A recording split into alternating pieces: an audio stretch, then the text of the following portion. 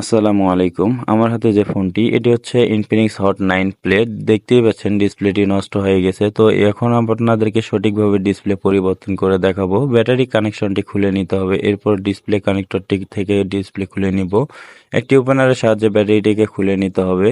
এরপরে যে নষ্ট ডিসপ্লেটি আছে ডিসপ্লেটি ভালোভাবে খুলতে হবে। এই যে দেখুন আমি ডিসপ্লেটিকে খুলে নিয়েছি। এবারে যে ময়লাগুলো দেখছেন ভালোভাবে ময়লাগুলো পরিষ্কার করে নিতে হবে। অবশ্য কিছু একটা কার্ডারের সাহায্যে ভালোভাবে ময়লাগুলি পরিষ্কার করে নেবেন। এই যে দেখুন আমি ময়লাগুলি পরিষ্কার করে নিয়েছি। একটি ট্রিক শিখিয়ে রাখুন, কাজে আসবে ইনশাআল্লাহ। যে কোনো নতুন ডিসপ্লে লাগানোর পূর্বে ভালোভাবে ডিসপ্লেটি হাউজিংয়ের সঙ্গে লাগিয়ে অবশ্যই ভালোভাবে চেক করে নেবেন যে ডিসপ্লেটি ওয়ার্কিং সুন্দরভাবে করছে কিনা। দেখুন ডিসপ্লেটি ঠিকঠাকভাবে কাজ করছে। এবারে যে ডিসপ্লের নিচে থাকা প্রোটেকশন পেপারগুলো উঠিয়ে নিতে হবে। এরপর ফ্লাক্স কেবলটি হালকা একটু টার্ন করে নিয়ে ডিসপ্লের সঙ্গে অ্যাডজাস্ট করে নিতে হবে। এই যে দেখুন আমি করে নিয়েছি। তো এবারে যে কাজটি করবেন অবশ্যই ভালো মানের আঠা ব্যবহার করতে হবে এবং কোনো পাশে যেন ছাড়া না পড়ে।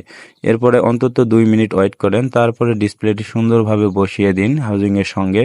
এই যে দেখুন আমি বসিয়ে নিয়েছি। এবার ভালোভাবে ডিসপ্লেটি বসানোর পরে ব্যাটারি কানেকশন লাগিয়ে কভারগুলো বসিয়ে নেব।